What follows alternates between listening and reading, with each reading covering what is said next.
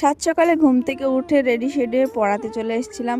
বাচ্চাদের পড়তে আসতে যতটা না কষ্ট হয়, আমার পড়াতে গেলে তার থেকে বেশি কষ্ট হয়। আর এই যে দেখো, এদের পড়তে বসলে খাওয়া দাওয়া সব কিছুর কথা মনে পড়ে।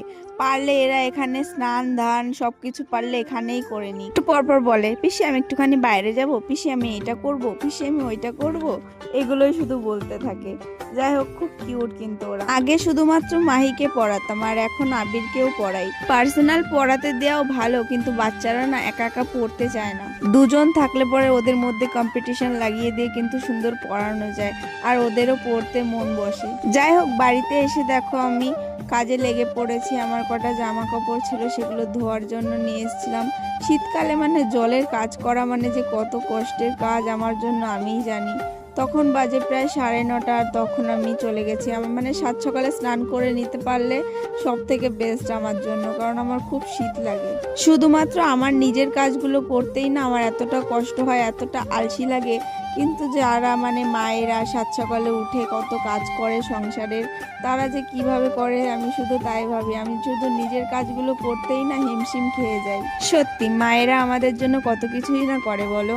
আর আমার মা আমাকে কখনো বলে না আমি না এটা পারছি না, তুই আমাকে করে দে, আমাকে কখনো বলে না, কাজেই বলে না আমার মা। যাই হোক, দেখো আমার কাজকর্ম সবকিছু কমপ্লিট করে আমি রোদ্দুরে আর কি একটা পাটি গুছিয়ে বসে পড়েছি। যে আমি ভেবেই নিয়েছি আজকে সারাদিন আমি রোদ্দুরেই বসে থাকবো। হে, কিন্তু সেটা তো সম্ভব না বলো। দেখো, এর আগের দিন মেলা থেকে কিছু খাবার কিনে এনে রাখা ছিল, তো সেগুলোই আমি রোদ্দুরে বসে বসে খাচ্ছিলাম। আর আমি চলে যাচ্ছিলাম আমার একটা বান্ধবীর বাড়িতে, বান্ধবীর সঙ্গে দেখা করতে। শুনলাম যে বান্ধবী নাকি গেছে একটু ডক্টরের কাছে, তো কি করবো, বাড়ি এসে শুয়েই ছিলাম সারাদিন। তারপর বিকালবেলা এরা দুজন আমাকে খেলতে নিয়ে যাবে বলে ডাকতে এসেছিল। কিছুদিন ধরে কিন্তু আমি খেলি, তো তার জন্যই এরা আসে আমাকে ডাকতে। বেশ ভালোই লাগে কিন্তু খেলতে। বাড়িতে তো পুরো পাগল অবস্থাতে ছিলাম, তো যাই হোক একটুখানি রেডি সেডি হয়েই বেরিয়ে পড়েছি। খেলতে খেলতে না গরম লাগে, এর জন্য শুধুমাত্র একটা চাদর নিয়ে চলে এসেছি।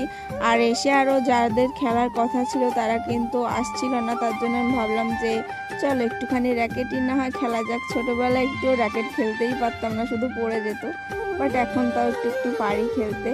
আর এখানে দেখো এসে পড়েছি, এখানেই আর কি মেনলি আমরা খেলি। তো সবাই আসেনি, অনেকক্ষণ বসে থাকার পরে কেউ আসছে না দেখে আমি ওখান থেকে চলে এসেছি। আসার পরে একটুখানি এদিকে এসে দেখি শম্পা বসে আছে, আর শম্পাকে আমি ধাপ্পা দিয়ে দিয়েছি। ও কিন্তু খুব ভয় পেয়ে গেছিল। তারপর ওকে নিয়ে একটু দোকানে চলে গেছিলাম, দোকানে গিয়ে কিছু খাবার কিনে নিলাম। যেটা বড় সেটা বিপাশাকে দিলাম, যেটা ছোট